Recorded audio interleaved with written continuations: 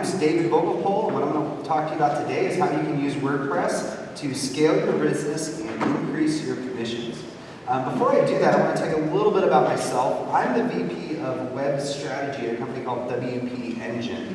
And what we do is we specialize in premium WordPress hosting, so we only host WordPress sites. I've been building WordPress sites for a little over 6 years. I ran an agency for 5 years. I've built affiliate sites, I've helped optimize them, and I've certainly launched hundreds or even thousands of campaigns on affiliate sites running WordPress. So I've done a ton of this. I've been in your shoes as an affiliate and certainly helped affiliates as they manage their site. And so again, what we're going to learn today is how to use WordPress to scale your business and increase your commissions. Now, I've got a lot of stuff to cover, not a ton of time, so I'm going to go through it somewhat quickly, but I'm going to try to keep pace. We're going to have time at the end for questions, and then feel free to come up after the presentation if there's something I covered that you want me to maybe go into a little bit of deeper detail in. So to get started, what we're going to talk about is Jetpack. How many people have Jetpack installed on their WordPress site? Great. So for those of you that don't, just to give you a little background about what Jetpack is, it's a collection of tools.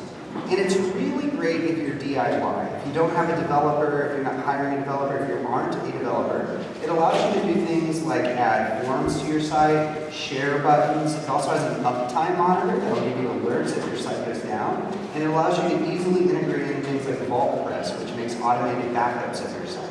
Now, if you're trying to grow your affiliate business even larger and scale it, your site gets more popular, the tools in Jetpack are a little elementary. So you're going to want to graduate into better tools eventually. But when you're first getting your site started, Jetpack is a good collection of tools to help give you some easy features to add to your site.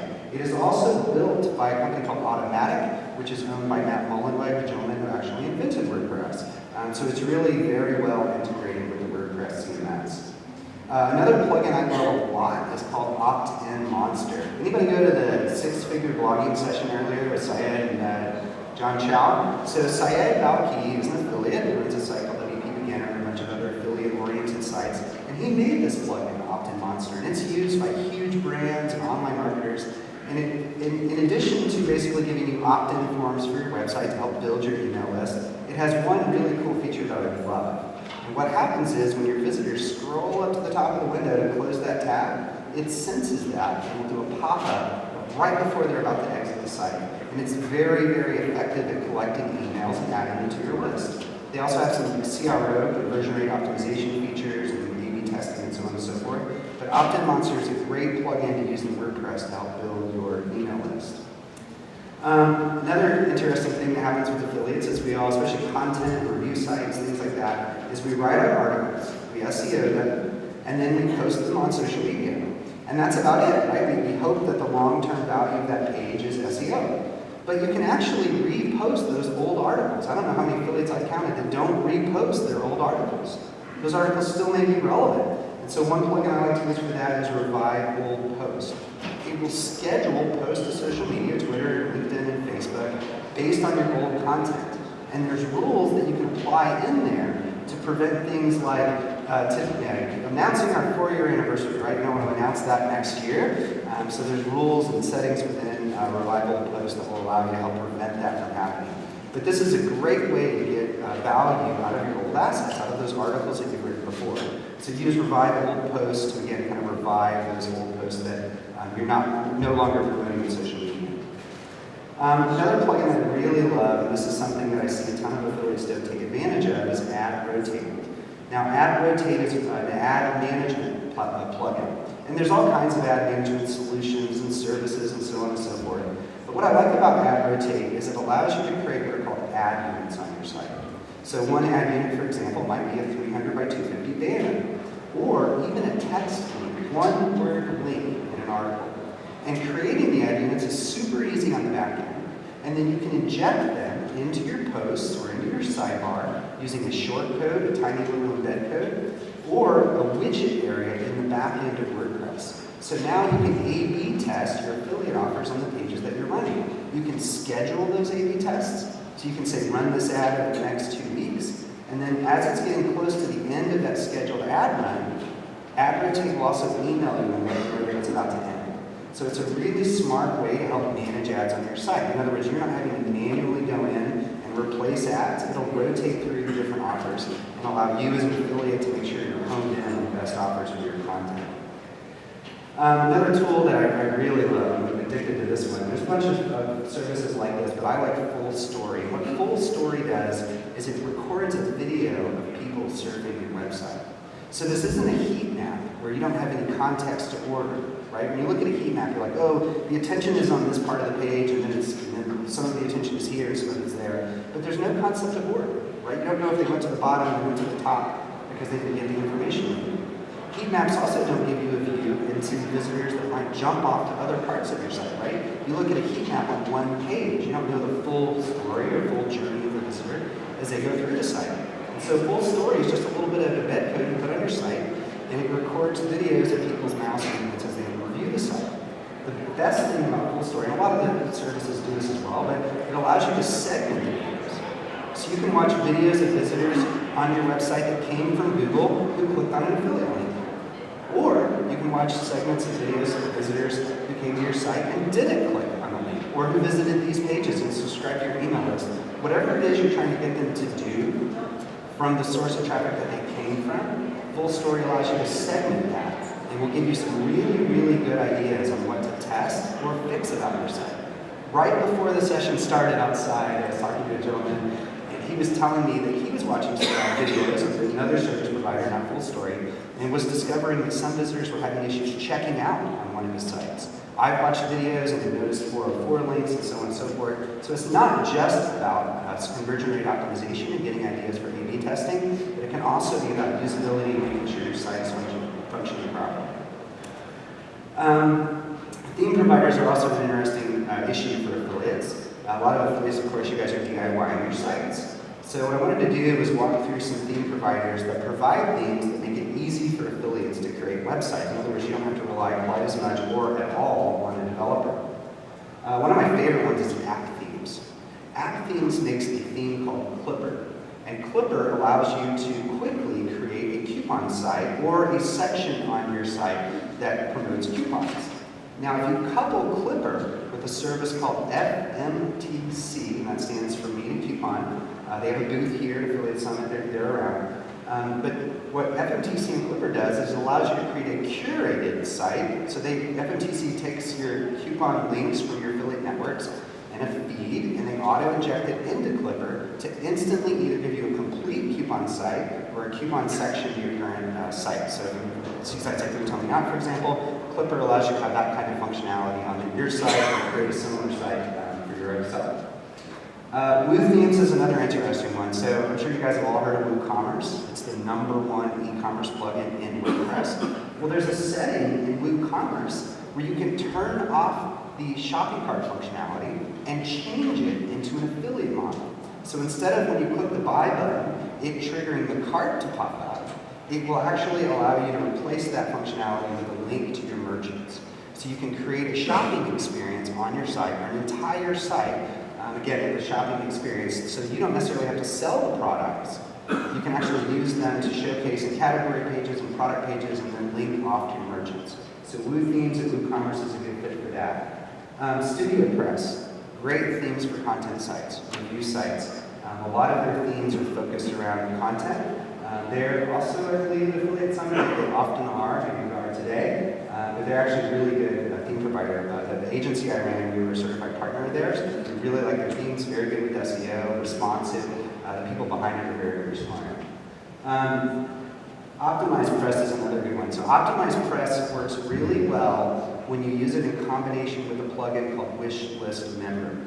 And what Wishlist Member allows you to do is to create a membership site where you can create video courses or ebooks that you either sell or that you use as gated content to build your email list. As a matter of fact, a lot of people in the ClickBank affiliate network will build sites using OptimizePress and Wishlist Member. Now, that niche of affiliate marketing is kind of interesting. It's called the IM space or info marketing space, and it's around co-promotions. So I'll create a video course, you'll create a video course, I'll promote yours to my list, and then you'll promote my course to your list. The commissions there can actually be super aggressive. You can earn up to 75% or more commissions promoting other people's video courses. Because remember, their cost is pretty low, right? It's the cost to create a video and certain pages. So the commissions in that niche are really, really high. And so Optimized Press with Wishlist Member is a great way to build out a site using those tools. Usability. How many people pay attention at all to the usability of your site on different browsers and resolutions? That's more than I actually believe. I'm going to give you some quick ways to check this, and it's super important. Again, my team at WP Engine handles the web development, and a lot of times when we look at browser and resolution combinations, the guys will say, hey, that's only 3% of the website traffic.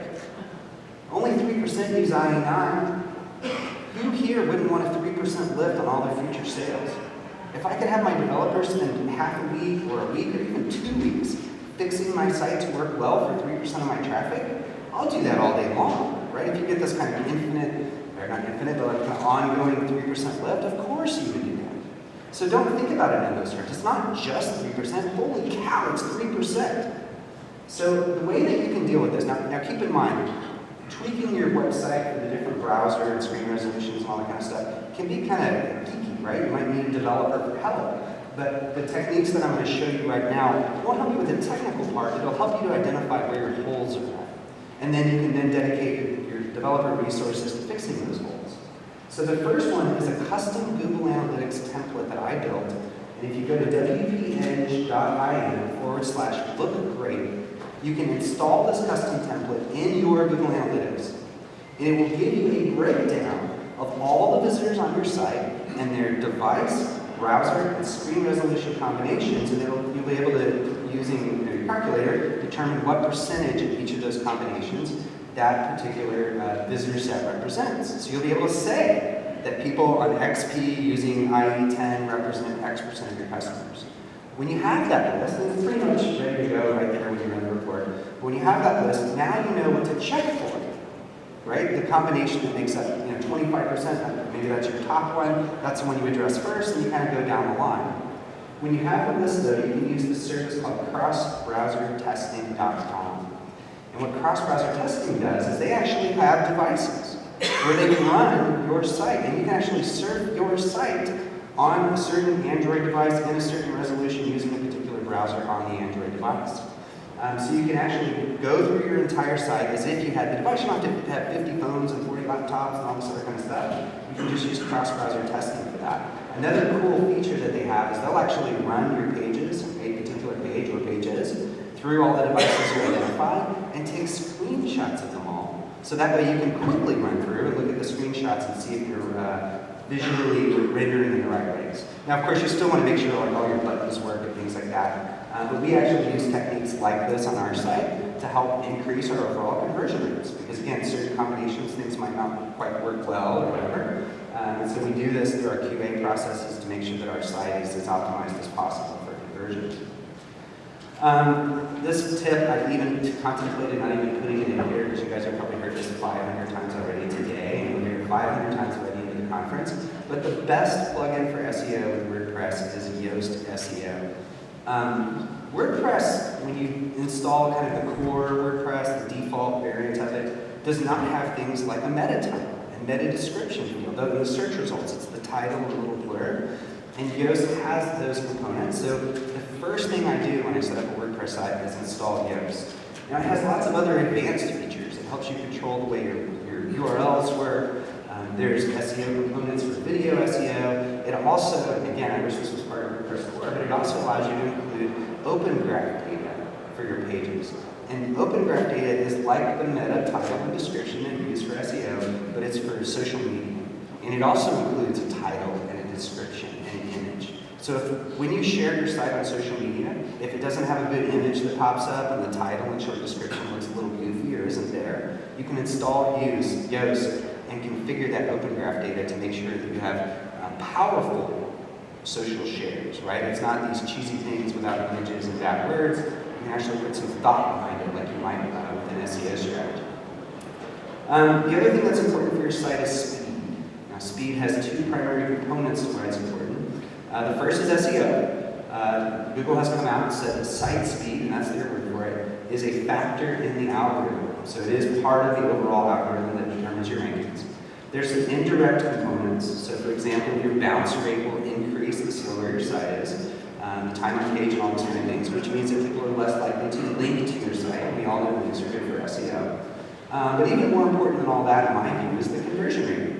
Walmart.com published a study of their e-commerce site, and it showed just after 3 seconds of page load time, conversion rates drastically drop. There's a chart in it included. It looks like this, and it starts at 0 seconds and goes to 3, and it drastically goes down.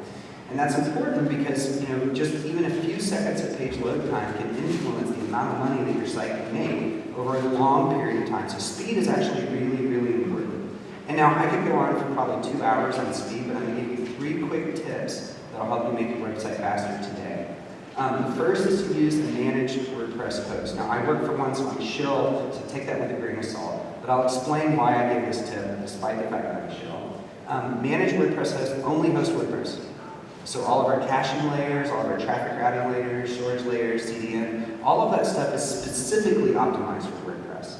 So the way that WordPress stores images and deals with content, every single part of our infrastructure is optimized around that. Therefore, we don't have to be kind of friendly with all the different kinds of websites out there like a general host would be. There's a certain company called PageLink, which is also a managed WordPress host, and then we manage it. And again, generally these hosts would be faster from the technology standpoint, and they also tend to not necessarily load up quite as many sites per server. But again, you can have hosts, of course, that don't load up a lot of sites per server, so that's not always a universal issue. W3 Total Cache is a really fast way to make your site lightning fast. What it does is it allows you to cache components of your site on the caching layer inside your server that makes it go much, much faster. So instead of every time someone loads a page, you have a bunch of database calls and PHP calls. W3 Total Cache basically kind of caches the front part of your website, so that way all of that server work doesn't have to happen. So the customer themselves has a faster experience, and then the overall load on your server is lower, which means you will be able to serve more visitors with the same resources. If you happen to be a W3 customer, W3 Total Cache does not work on our platform because we bundle a lot of that stuff with it, but it is an excellent plugin, so if you're hosted somewhere else, definitely check out the W3 Total Cache plugin. CDN, I recommend Mac CDN. CDN stands for Content Distribution Network. And basically what that means is instead of your website being hosted on one server in one data center, bits and pieces of your website are hosted on hundreds or thousands of servers all around the world. So if your site is hosted in Ashburn, Virginia, which is a big data center area, and the customer's in Los Angeles, the images from your website, certain bits of the HTML and CMS might be downloaded from a server that's in their same city. So this reduces latency and page load time, and it makes the experience much, much faster for the customer. So again, instead of your site being served by one server, it's served by hundreds or thousands of servers distributed all around the world. Security is also, of course, super important for your site. Again, one of those really big topics we go on all day on. But I'm going to give you, again, kind of 3 quick tips to help you make your WordPress sites more secure. First is Cloudflare. Cloudflare works like a firewall for your website. So they intercept the traffic coming to your site, and then they look for patterns. Sometimes, for example, there's certain types of probes that hackers will do to see if you have certain kinds of vulnerabilities. Well, they know this, and of course, cases where the general community knows where these probes are, they know that, they monitor for it. If they see it happening, they block it from ever even getting to your site. They also can help with DDoS protection on smaller DDoS attacks focused on individual sites. But Cloudflare is a great solution to firewall for your website. Security, I mean, I really think everyone should own security. It's basically malware scanning for your website. So if you have plugins that might be out of date or cause security vulnerabilities, security scans your website for that. They also have a services division that will help you recover if your site gets hacked. They also have a firewall feature similar to Cloudflare, but security is a very, very valuable tool to use to make sure that your site hasn't been compromised. And that can be a big deal. They can steal your customer data. I had one friend, he had his site compromised, and the bad player had injected hidden adult links on his site. So it was harming his SEO. He didn't even know that it occurred. It had been like that for like 6 months, and then randomly discovered it when his rankings started to drop, and he was doing an audit to figure out what happened. So security will help you monitor for that. Managed WP is a service, essentially, that will alert you when your plugins are going out of date. Most plugins, when they go out of date, or when they're updated, a lot of the times it's for a security patch. So if you're not updating your plugins, update your plugins. And I'm going to give you a tip in a second that's going to make that easier for you. But Managed WP will help you give alerts. They do a lot of other things. You can like mass update plugins across all your different sites. So affiliates, we tend to have a bunch of different kinds of sites. You can definitely use Managed WP to manage all of those, make sure the plugins are up to date, and then quickly implement updates to the site, a bunch of other stuff. Speaking of updating plugins, how many people have an outdated plugin or WordPress right now on your site? Okay, that's probably about right. Maybe a little more you don't realize you have outdated plugins. It's extremely important. And what we hear over and over again is, I don't want to update that plugin because it might break my site.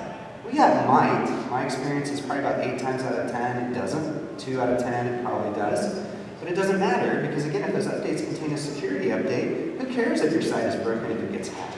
Right? I'd rather have a safe site than a broken site.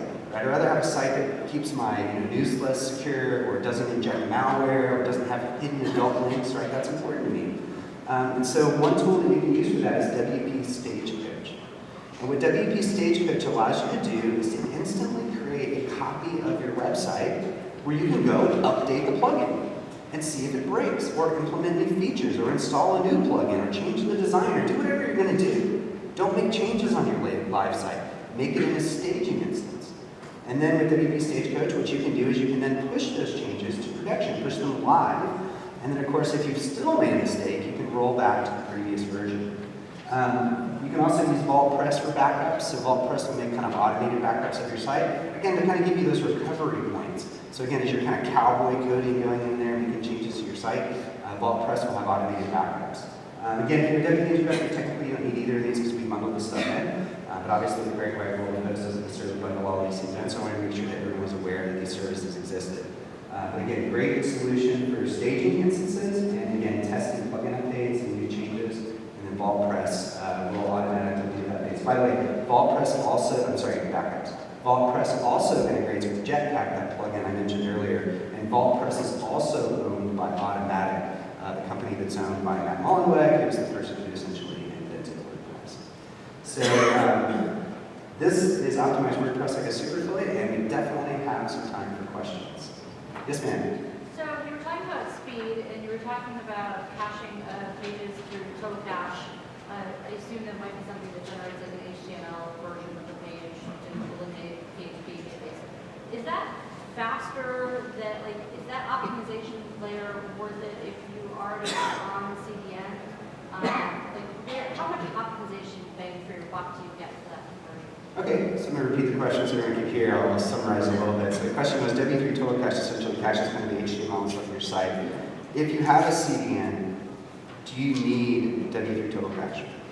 Yes. W3 total cache actually has features within it that allow you to configure CDNs. So it is a great tool to use in combination.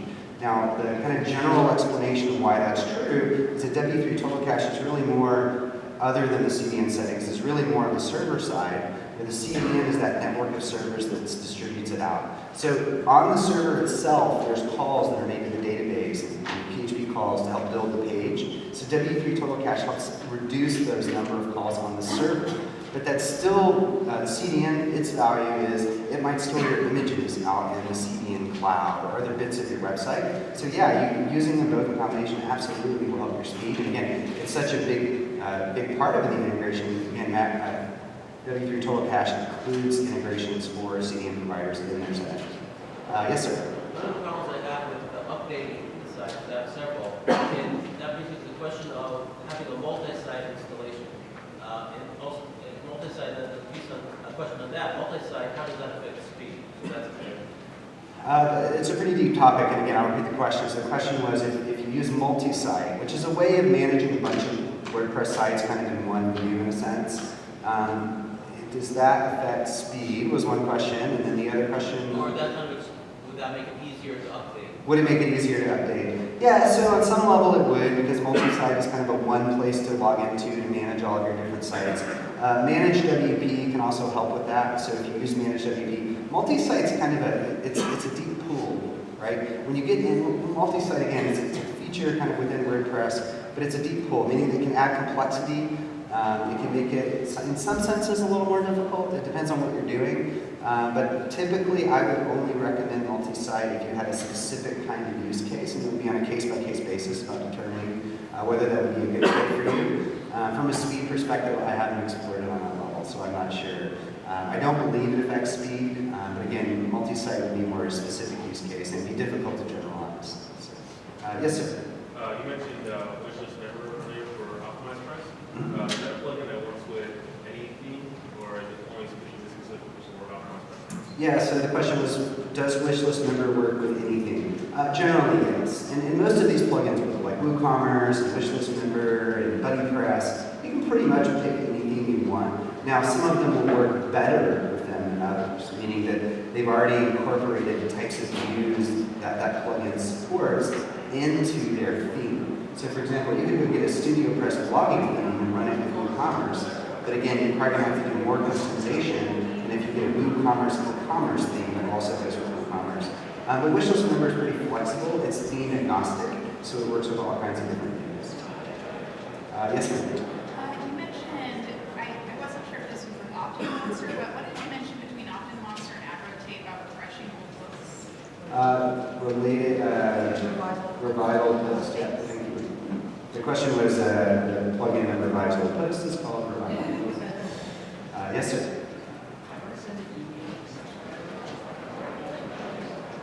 Can you repeat the question a lot, please? I apologize, the noise is a little loud. One more time, a little louder.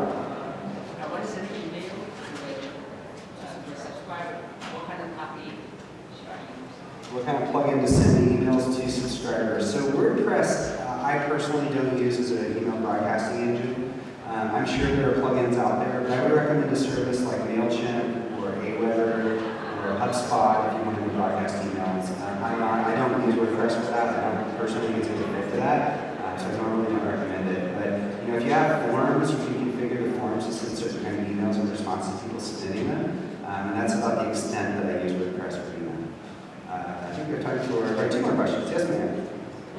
You mentioned Cloudflare and security. Would you run both of those, or one of the The question was, can you run Cloudflare and security at the same time? Absolutely.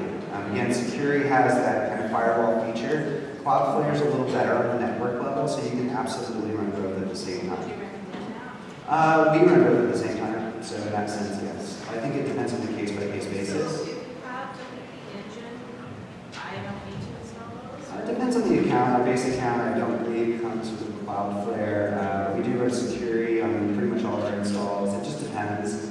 If you want to chat with me later about your specific situation, I can have you answer that. Another question. Get the back. I've been ignored for a while.